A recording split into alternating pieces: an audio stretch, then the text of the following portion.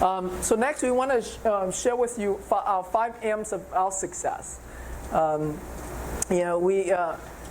We thought through a lot about what are some of the things that help us become successful as real estate investors and business owners. And we want to share that with you, so that way you put those things in place for yourself to support you in your journey to become a real estate millionaire. I want to share with you a story, and I'll connect it with what we've been teaching you this whole weekend. The story about the flowers and the bees. Right? We all know that bees are pretty hard workers, right? Yes. Yeah. They're extremely hard workers. They're very productive.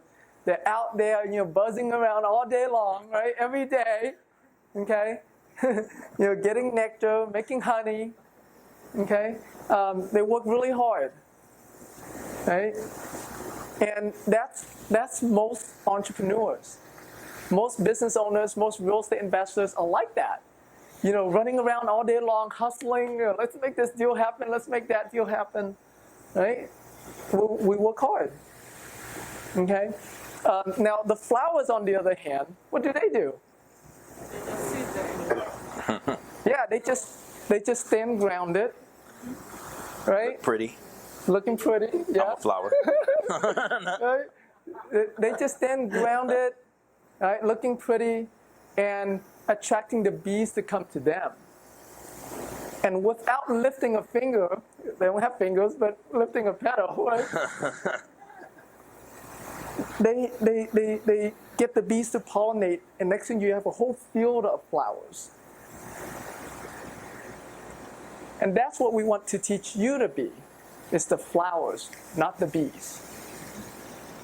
Right? You can have other investors being the bees, right, out there hunting for you.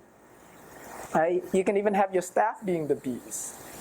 Right? But you, as the business owner, you're the flower. You're staying grounded for your team, right? For your company. You set the vision for your company. Okay, and that's how you achieve the level of not just financial freedom, but freedom that you want for yourself and your family, as a business owner. Okay, I love this quote from Michael Moore. He says it this way: "I'm a millionaire. I'm a multi-millionaire. I'm filthy rich. You know why I'm a multi-millionaire? Because multi-millions like what I do." That is really your job as a business owner. To get your sellers to love working with you, love, selling their house to you and referring business to you, to get your buyers to love buying the house from you. I mean, we have buyers that literally come into the office and deposit money with us before there is any house. They're like, hold it. When there's a deal, I'm going to call you and tell you to use that. Yeah. I mean, right? So same thing. I mean, as a team leader for your team, you want your team to love you, love working with you. So you don't have that. Because one of the challenges in our business is high turnover, right? Because you are going to teach them what you do in the business, and there's a chance that they're going to go on and do it themselves. It's not a very high chance because a lot of people are not, risk averse enough, right? Not entrepreneurial mindset enough to do it. But there's that turnover that happens. But when your team loves working with you, it's like, man, yes, I can make more money on my own, but man, I love working here. We're like a family. Very different. Right? So, most of the people who work for me, has been with me for a long time. And it's about being that support for your people, right? Being someone who cares about their success, cares about their growth, and you do that not just for your team, but for your sellers, for your buyers, like people you come in contact with. We created this mission statement, and it really came from not just because we were trying to create a mission statement, but this is what we do every single day. We love helping others succeed, and that's what we're about, right? And of course, I mean, success means different things for different people.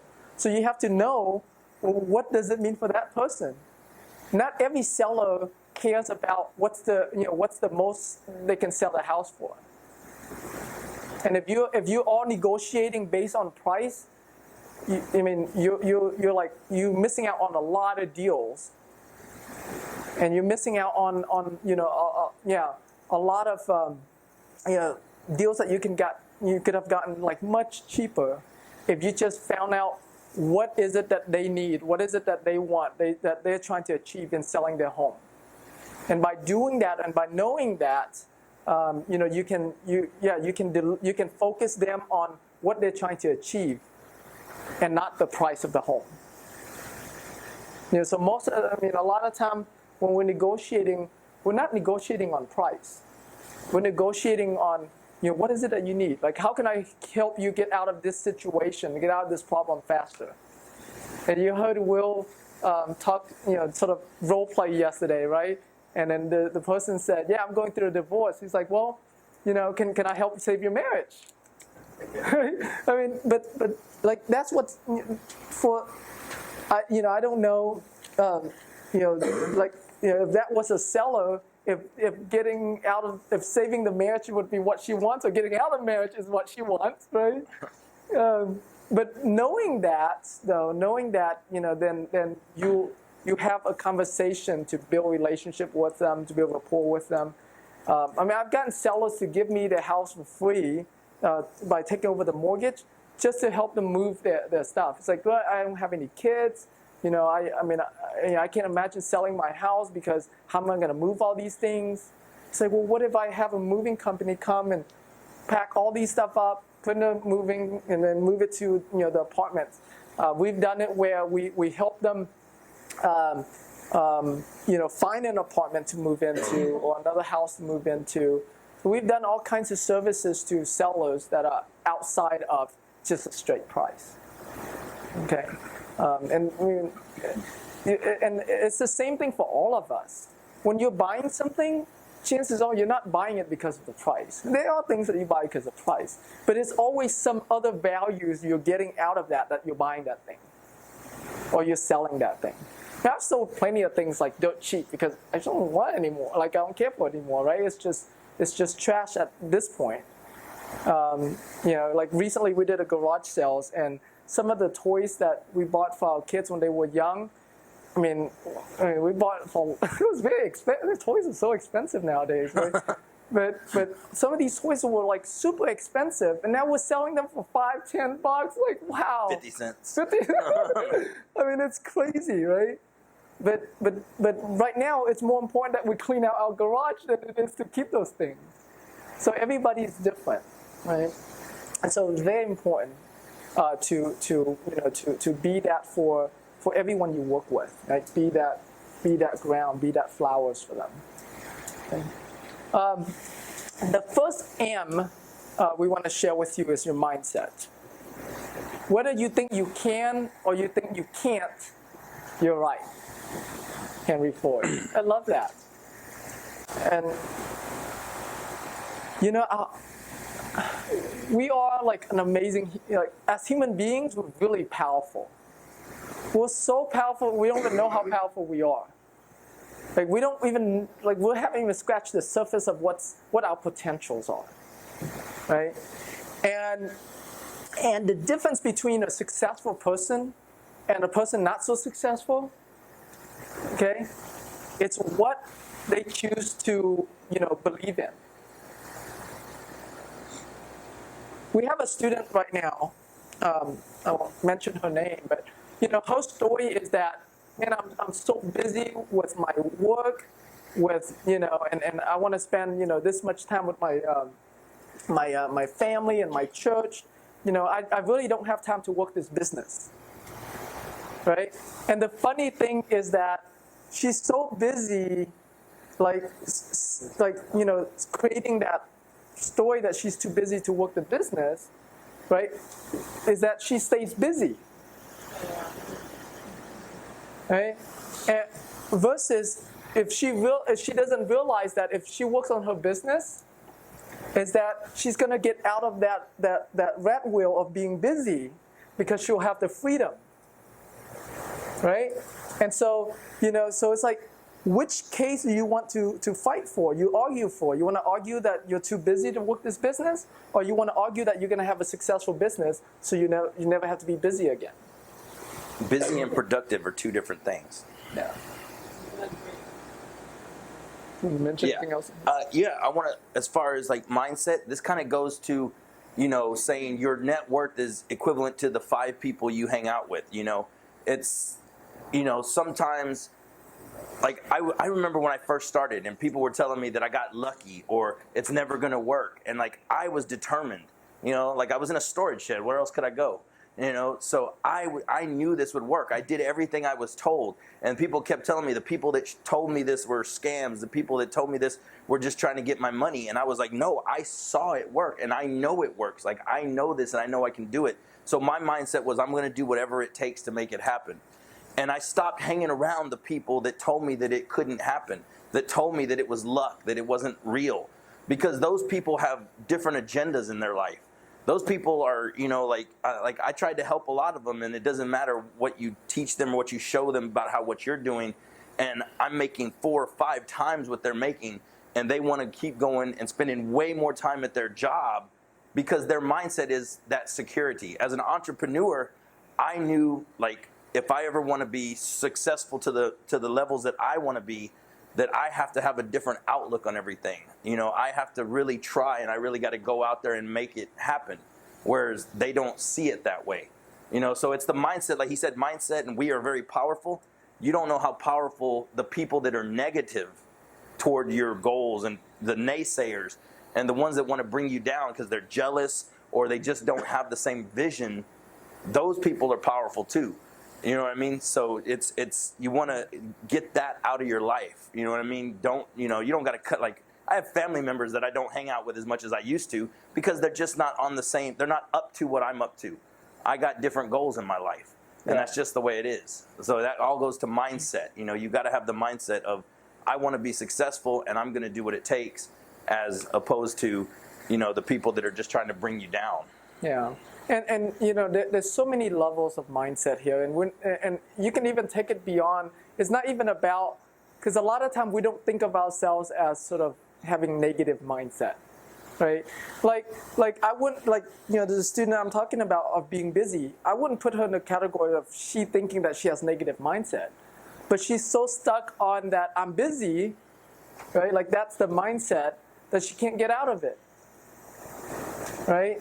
And so it's not just about positive mindset or negative mindset. It's about having the mindset that's going to allow you to achieve what you say you want.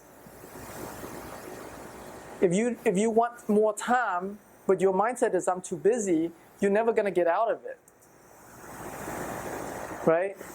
Unless you focus your mind on, okay, well, what is it going? I get I'm busy. Well, what is it going to take for me to to automate my business more? What is it going to take for me to have more time? What is it, it's like you're directing your mind toward achieving the goal, right? Achieving what you want rather than focusing on what you don't want. You guys get that? Right? The next M is mastering money.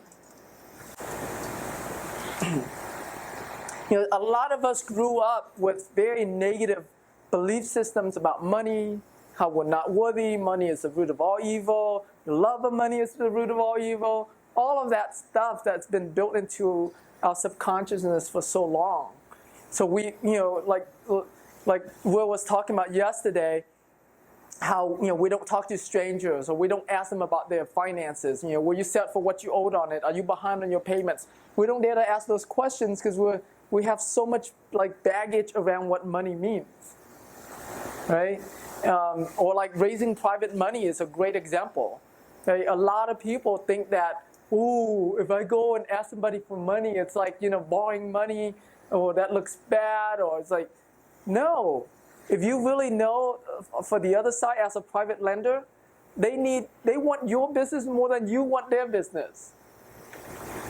Because their money is sitting there losing money every single day if they don't invest it through inflation. You guys get that? So if you have $1 million sitting in the bank, it's losing money every single day. So as a private lender, they don't want their money to lose value every day, right? They want to put it out to work at 8, 10, 12%, or whatever percent that is, the highest they can, right? And so you have to get that they want your business, just as much, if not even more than you want their business. I told you yesterday that on Thursday, I was talking to a hot money lender. He wants my business so much that he said, "Man, Tim, for you, I would do $500 flat fee for a transactional funding." Right? You get that? Like, they want their money moving, working, not sitting there. Can you give me his phone number, please? But, He said that was for him. that was for me. Right? It's about being that flower. Remember we told you? Being that flower, and money comes to you. Okay? So I'll you work a guys, deal for you, $1,500. yeah.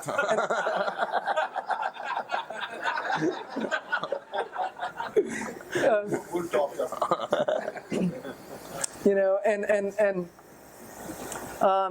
So like that, that money belief questionnaire I had you guys filled out yesterday, really look at that and question yourself, like, where did that belief comes from?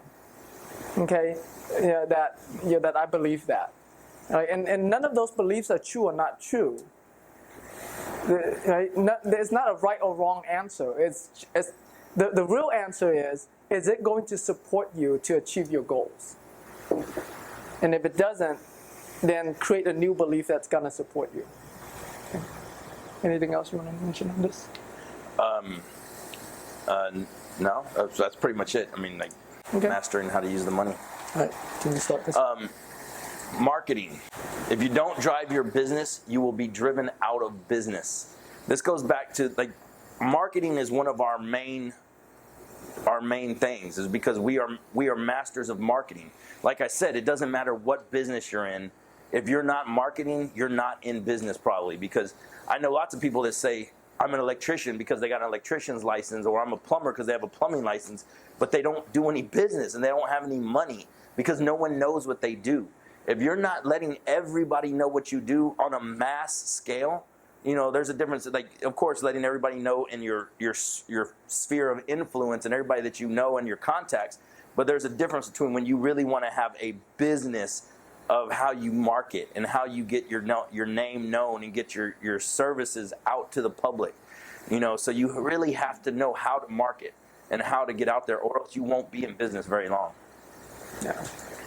Yeah, I mean, we talk a lot about marketing, and yes, it's so critical. Okay, and no matter what business you're in, whether you're in the real estate business or some other business, we have a student that took what we taught him about the real estate marketing. He went and marketed for his landscaping business, and now it's like he grew so much in the landscaping business. It's crazy. Yeah, he blew his landscaping business up with our. How many of y'all think we flip houses for a living? What we really do is we market for a living. Yeah. We're just glorified marketers, and just because that's what we are. We're very good at marketing. Flipping houses is just the vehicle we chose to do. Yeah. I mean, it's the same. Like, no matter what business that we start, we take what we know about marketing, we go and implement that business, and boom, the business gets up and going. Right? My son right now wants me to help him start a lawn service, like cutting grass and stuff, because he just started high school this week, or tomorrow, or Monday. And he wants to start a lawn service, and he wants me to help him with marketing and getting him started and everything, because he knows marketing is the key to everything. And like, I bet if I really want to put a lot of effort into it and think, because the only thing is I'll get carried away with it and want to take over the whole business. You know what I mean? But I bet it could be very successful, if I really put some effort into it. Yeah. The next M, extremely important M that we want to share with you, mentors. Tony Robbins says it this way: success leaves clues, right? You know the difference between like us being up here teaching you guys and showing you guys what had worked for us, what didn't work for us, right? Showing you every step of the way versus you go out there doing it on your own or learning it from the internet, right? Like, huge difference. I spent the first 6 months of my real estate investing business door knocking on pre-foreclosures. Rain or shine, I was a bee, man. I was a hard-working bee. Rain or shine, I was out there door knocking 20 to 30 houses a day. And I mean, after 6 months, guess how many deals I got from that? Sure. But I learned a ton, right? I mean, I learned a ton about getting rejections and getting people, screaming at you, slamming the door on you, pointing a shotgun at you. Avoiding houses with dogs. Yeah, like I've learned a ton from that, right? It wasn't until I hired my first mentor that I did my first deal. And I found out what was the real reason. I was scared to death to get a property under contract.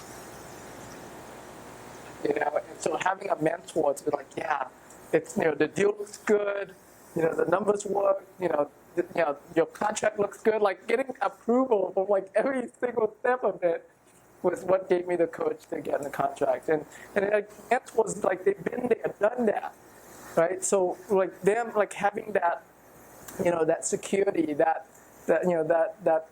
assurance is huge for a lot of people. Yeah, I mean, I told most of y'all yesterday that I went to a class in Fort Worth, or that I saw like a seminar, went to the seminar, and ended up getting my first mentor through that, my mentoring and coaching through that. And that's how I was able to hit that first deal within 28 days. Not a lot of people hit their first deal from just starting if they don't have a mentor or a coach or some kind of help. What is the ratio of somebody that goes and does it all on their own, hitting their first deal within 30 days? It doesn't usually happen. And that was my key, was having somebody that I could say, oh, this is what they said to do. They said to do this, this, this, and this. So I did this, this, this, and this, and it equaled having a deal within 30 days and got me out of my storage room and got my life started. It changed my life. It made, I couldn't even put a price on it today. I've made millions of dollars from what I learned from that class and that mentor and that coaching. And more than the money, it changed my life, my kids' lives, my kids' lives. Yeah, and it's no accidental that like our students, like Hugo and Troy and like others, like you'll see them more throughout the whole weekend. But it's no accidental that they're so successful. And every single one of our students have done at least a deal while they're in our coaching program. Fabian can point you out. Fabian was just in your seats 3 months ago when we did our seminar in May. Yesterday he closed on the deal, $10,000 assignment fee. Right? It's because of that mentorship that someone is guiding you, holding your hand through every step of the way. Extremely, extremely important. The next M that's also very, very, very important once you get your business going is mastermind. How many of you guys have heard of the book Think and Grow Rich? Okay, about half of you.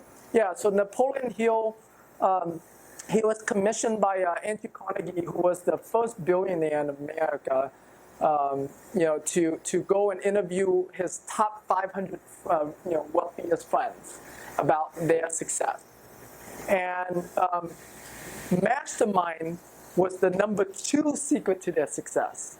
And what a mastermind is, and Napoleon Hill says it this way, when 2 or more minds are in perfect harmony, they collectively create an invisible and intangible force that can be thought of as an additional mind.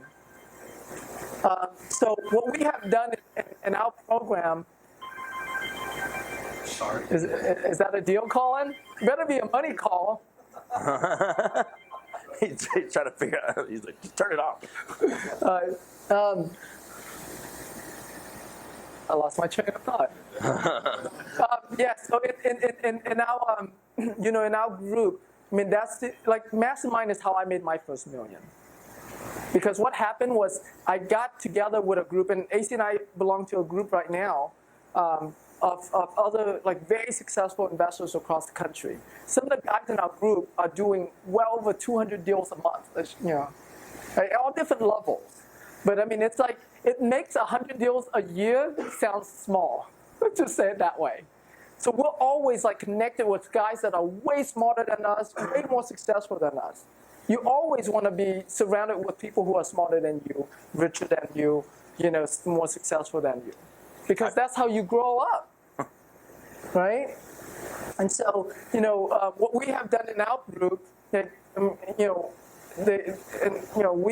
we have a mastermind in our coaching group, and that mastermind is like, probably like just as valuable as the mentorship, because of your fellow students helping one another and buying and selling from each other.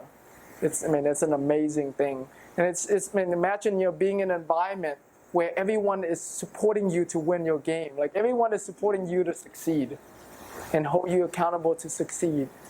And it's like there with you every step of the way, whatever help you need. Yeah. The group that he's talking about that we're in with the people doing up to 200 deals a month, and and they always say if you're the smartest person in the room, you're in the wrong room. I definitely feel stupid and broke when I'm in this room. Like these guys are amazing. And that's the way you should always have somebody around you. Like our students, when they're around each other in our mastermind group, they push each other. They inspire each other. I think it's more inspirational than anything else. Because when you see somebody else that started with you, like Fabian closing a deal for $10,000. Hugo closed a deal for $25,000, one of his first deals. I remember that. And him sharing that with the group lets everybody else know, oh, wow, it's not just him and AC that are doing deals.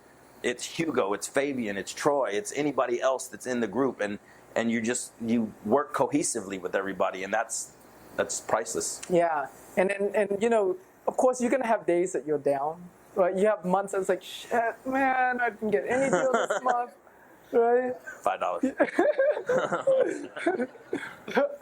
Is she here today? Oh, no. Where is she? I don't She's know. not here today. Okay, you say $5. But and so like seeing what others like your fellow students are doing, it lifts you up, right? It inspires you. It's like, wow, man, if that person can do it, I can do it too. You're like, so no matter so that becomes a supporting, like just a really powerful emotional supporting tool and group. So yeah.